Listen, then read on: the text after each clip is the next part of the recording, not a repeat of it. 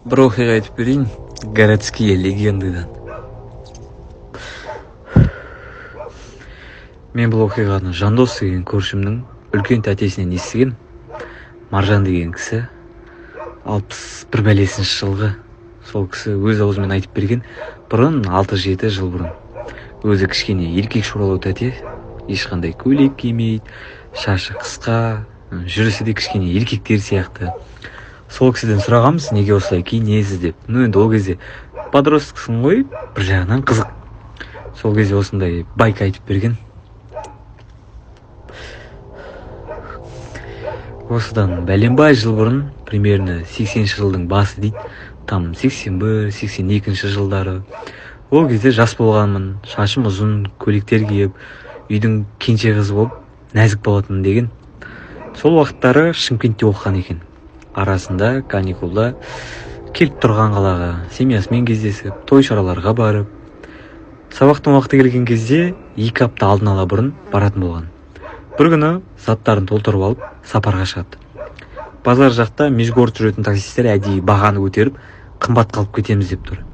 Студенттердің кететін уақытын біліп, әдейі солай жасаған екен. Ақшасы жетпеген соң, амал жоқ, по пути ұстаймын деп шешеді. Пойызбен барайын десе билеті жоқ, пойыз уже кетіп қалған. Заттарын алып, обратно қайтпайын деп, по пути ұстауға шығады. Жолай ешқандай адам келіспейді. Маржан тәте ұсынған ақшаға. Кенетте ескі бір запорожбен үлкен кісі тоқтайды. Қызым, қайда барасың дейді. Шымкентке баратын едім, аға алып кете аласыз ба деп Маржан тәте өз бағасын айтады. Ол кісі ақшаға да басқаға да мән бермейді. Өзім сол жаққа қарай бара жатыр едім деп тегін жеткізіп тастайын, қарындасымсың ғой дейді. Көлікке мініп алып, балаша қуанып, тегін жеткізіп тастаймын деген сөзге Маржан тәте сол кісімен жолға шығады. Жол бойы әңгіме айтады, қай жақта екенін, қай жақта оқитынын, руы кім екенін, бәрін сұрайды. Сол кезде Маржан тәте, сіз өзіңіз қай жақтан боласыз деп сұрақ қояды. Мен Барса келмес ауылынан боламын деп жауап береді.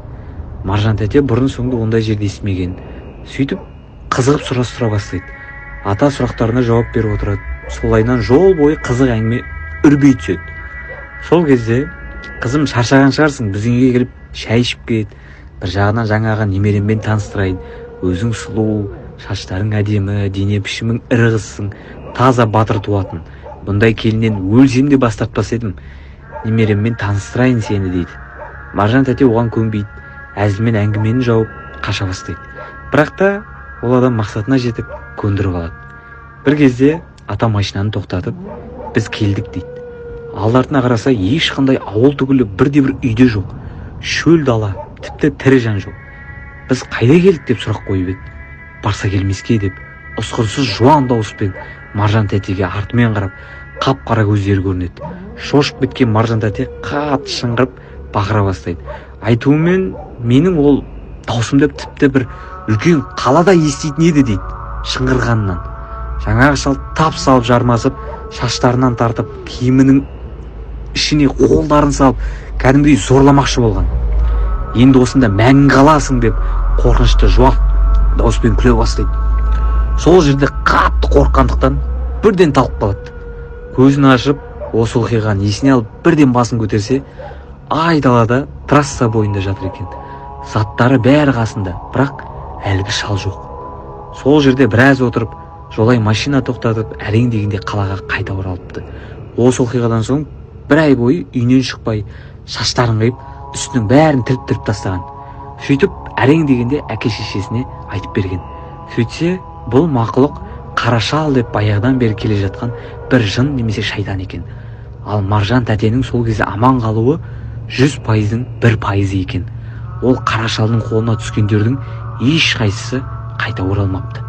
Жер жұтқандай жоғалып кеткен екен.